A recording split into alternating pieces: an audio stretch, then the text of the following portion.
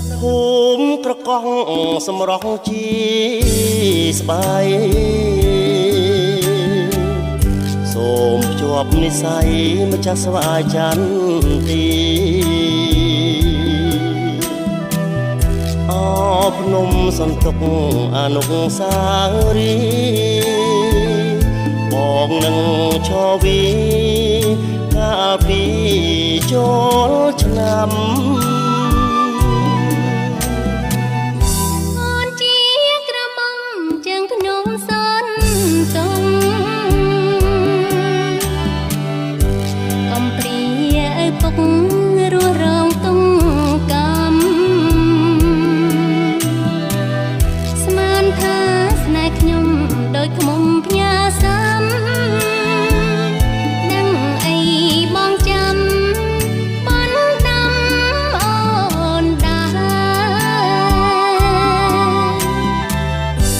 ជួបឆោមឆាយស្វាយចន្ទី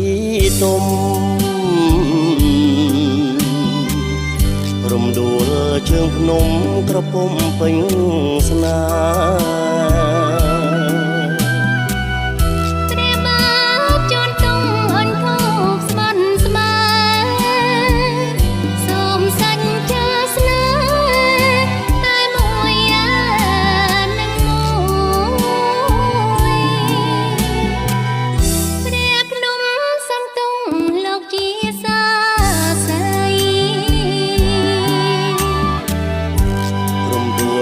ជាស្បៃថ្លៃអើយកុំព្រួយព្រះអង្គស្រះខ្ចៅគង់នៅចាំជួយស្នេហ៍មួយនឹងមួយលំគ្រាអើសា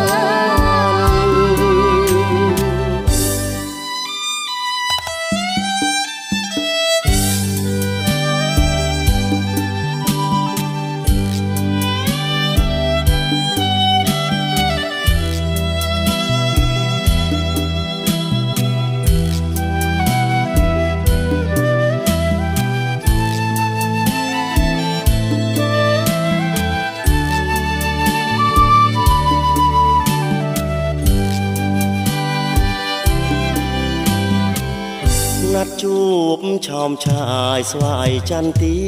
ទុំរំដួលជើងភ្នំក្រពុំពេញស្នា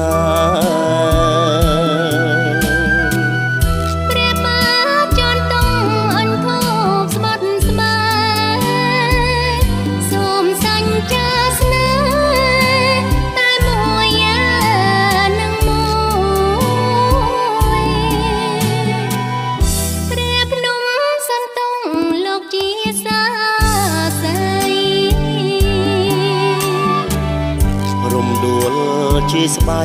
ថ្លៃអើយកុំព្រួយព្រះអង្គស្រះខ្ចៅគង់នៅចាំជួយ